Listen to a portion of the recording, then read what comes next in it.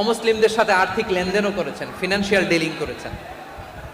অমুসলিমদের সাথে প্রয়োজনে আপনি ফিনান্সিয়াল ডিলিং করতে পারবেন। আমরা প্রায় দেখি বাজারের মিষ্টির দোকানগুলো আমার হিন্দু ভাইদের। লালমনিরহাটে মিষ্টির দোকান, দইয়ের দোকান কারা চালায়? হিন্দুরা চালায় না। তারপরে যে বারবার শপ, চুল কাটে যে নাপিত, অধিকাংশ নাপিতের দোকানে কারা? আমার হিন্দু ভাইরা। আপনি চুল কাটতে পারবেন কিনা বলেন? পারবেন। তার দোকান থেকে দই মিষ্টি কিনতে পারবেন কিনা? হ্যাঁ, আমার মুসলিম ভাইয়ের দোকান থাকলে ওইটারে আমি বেশি প্রায়োরিটি দিব, ঠিক কিনা?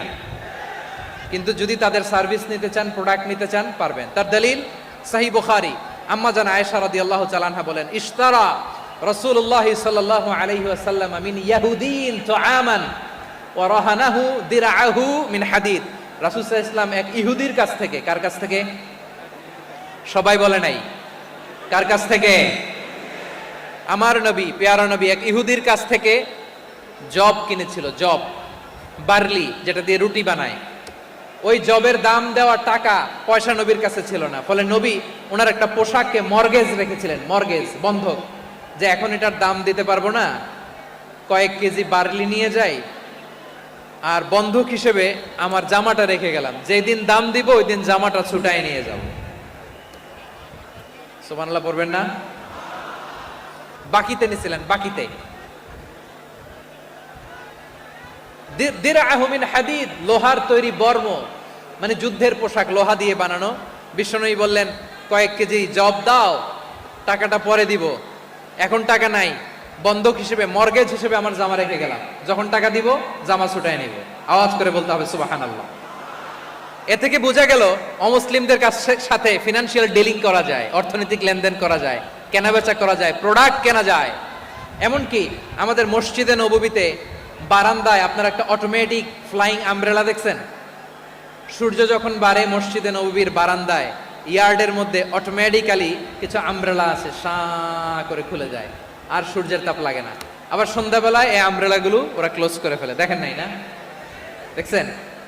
এই মসজিদে নববীকে সর্বোচ্চ উন্নত মানের কনস্ট্রাকশন ইনফ্রাস্ট্রাকচারে ডেভেলপ করার জন্য কর্তৃপক্ষ কিছু অমুসলিম ইঞ্জিনিয়ারের, ডিজাইনারের সহায়তা নিয়েছিল। সুবহানাল্লাহ বলেন।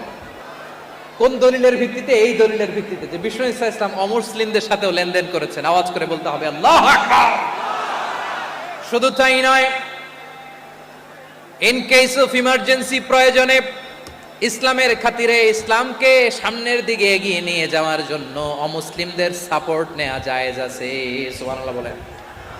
অমুসলিমদের সাপোর্ট নেয়া, তাদের থেকে অর্থ নেয়া, পলিটিক্যাল সাপোর্ট, পলিটিক্যাল অ্যাসাইলাম নেওয়া জায়েজ আছে। আমাদের অনেক বিশ্ববরেণ্য দায়ীরা আমেরিকায় অস্থায়ীভাবে অ্যাসাইলাম নিয়ে থাকে, নিজের দেশে গেলে ফাঁসিতে ঝুলাই দিবে। যুগ যুগ ধরে দায়ীদের উপর এরকম অত্যাচার আর নির্যাতন আছে না নাই? মিশরের অনেক দায়ীরা পাশ্চাত্যে যেয়ে থাকে। এই যে তারা পলিটিক্যাল অ্যাসাইলাম নিয়ে থাকে, রাজনৈতিক আশ্রয়, এটা জায়েজ আছে না? এটা যে জায়েজ আছে তার প্রমাণ স্বয়ং বিশ্বনবী সাল্লাল্লাহু আলাইহি ওয়াসাল্লাম পলিটিক্যাল সাপোর্ট নিয়েছিলেন অমুসলিমদের কাছ থেকে। সুবহানাল্লাহ বলেন। খুব মজাদার একটা ঘটনা, শুনবেন? আপনাদের আগ্রহ দেখে তো মনে হয় না শোনার ইচ্ছা আছে। আছে আছে? গলায় জোর আছে? লিল্লাহি তাকবীর, লিল্লাহি তাকবীর, নারায়ে তাকবীর। মাশাআল্লাহ।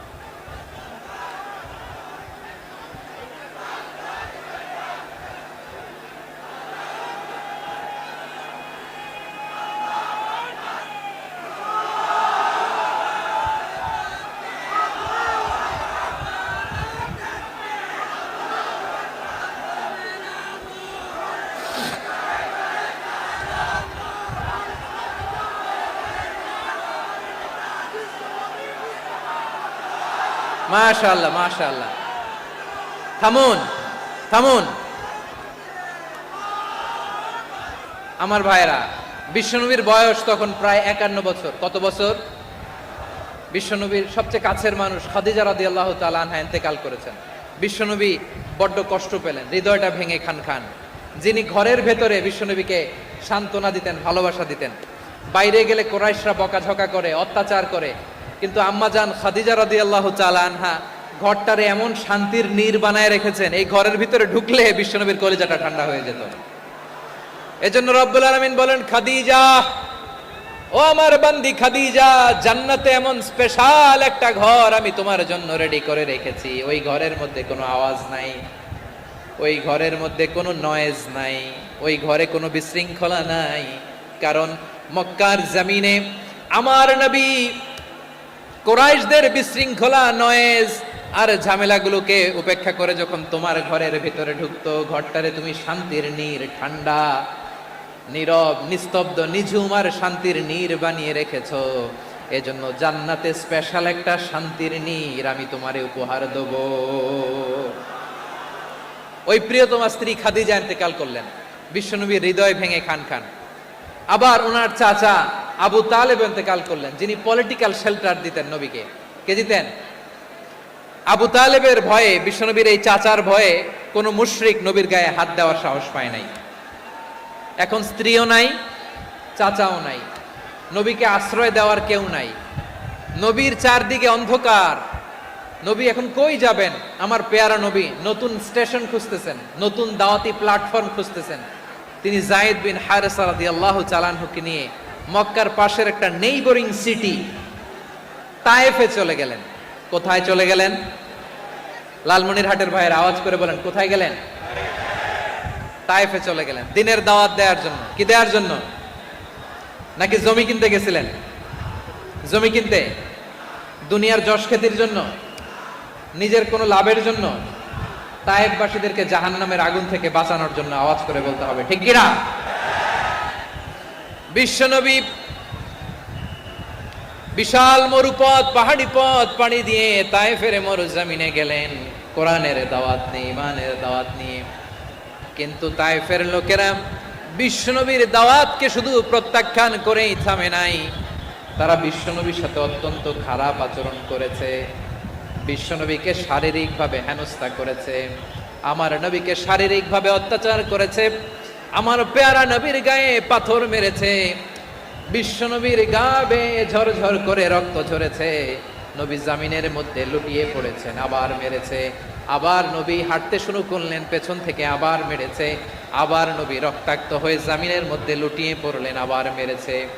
বিশ্বনবীর মতো এত সুশ্রী মানব, বিশ্বনবীর মতো এত শুভ্র মানব, বিশ্বনবীর মতো এমন চমৎকার দেহাবয়ব দিয়ে রব্বুল আলামিন কাউকে বানান নাই। এরকম চমৎকার মানুষটাকে তারা তায়েফের ওই জমিনে রক্তাক্ত করেছে। বিশ্বনবী দুনিয়ার কোনো স্বার্থের জন্য সেখানে যান নাই, নিজের কোনো লাভের জন্য, প্রাপ্তির জন্য যান নাই, তায়েফবাসীদের জাহান্নামের আগুন থেকে বাঁচাতে গিয়েছেন। ঠিক কিনা বলেন?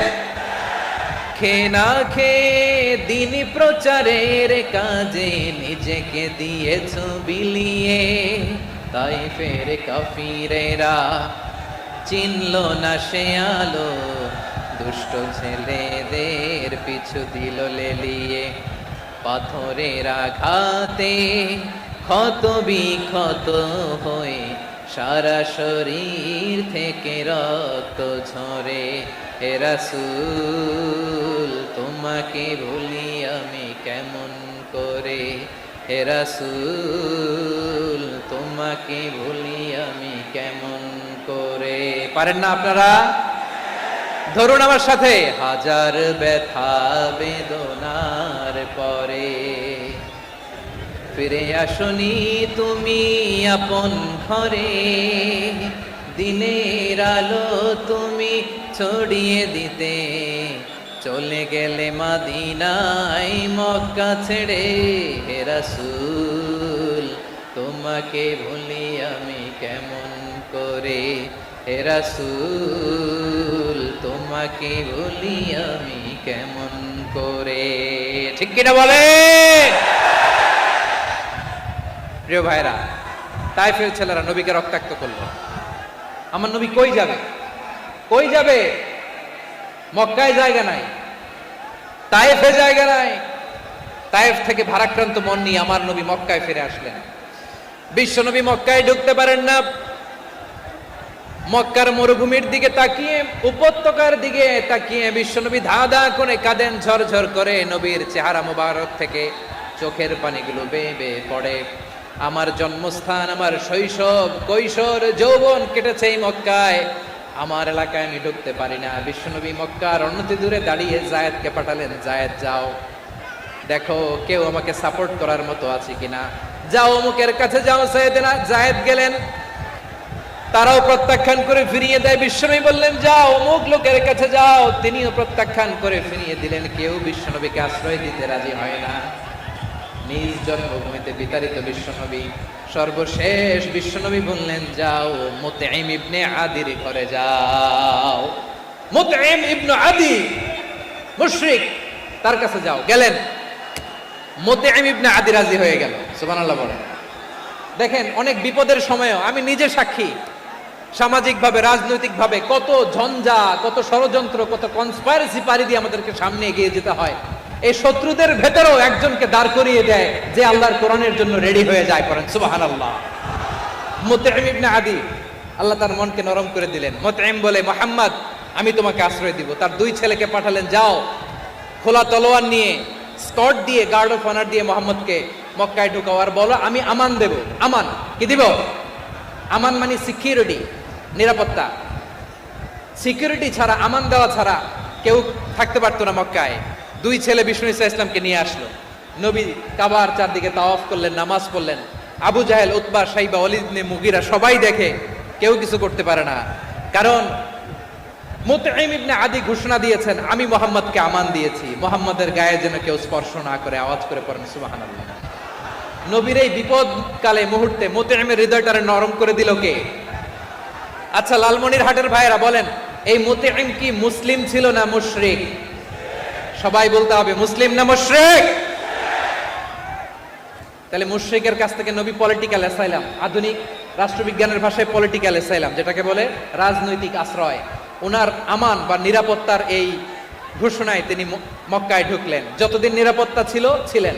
মুতঈম যখন মারা গেল, বিষ্ণু ইসা ইসলাম হিজরত করে মদিনায় চলে গেলেন। সুবহানাল্লাহ। কিন্তু মুতঈম যে বিশ্বনবীর উপকার করছে এটা বিশ্বনবী ভুলে নাই। আমাদের অনেকে আছে উপকার করার পরে আর খেয়াল থাকে না, খাওয়ার পরে গলা দিয়ে নামলে আর খেয়াল থাকে না। এরকম আছে না নাই? আমার নবী ভুলে নাই। বদরের প্রান্তরে 70 জন কাফেরকে যখন বন্দী করে বিশ্বনবীর সামনে হাঁটু গেড়ে দাঁড় করানো হলো, বসানো হলো, 70 জন কাফের। কয়জন? বিশ্বনবী তাদের দিকে তাকিয়ে বললেন, সহিহ বুখারীর বর্ণনা, লাউ কানাল মুতঈম ইবনে আদি হাইয়ান সুম্মা কাল্লামানি হাউলাই নাতনা লা তারাকতুহুম লাহু।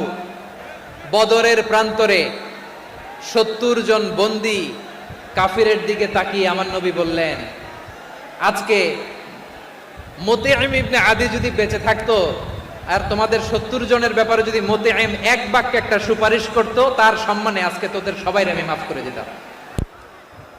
সুবহানাল্লাহ নাই? ওই যে চিল্লাচিল্লি যে কথা বুঝে নাই, কোন জিনিস মিস করছে ওরা নিজেরাও বুঝে নাই। বিশ্বনবী মুতঈমের এই সাহায্যের কথা বলে নাই।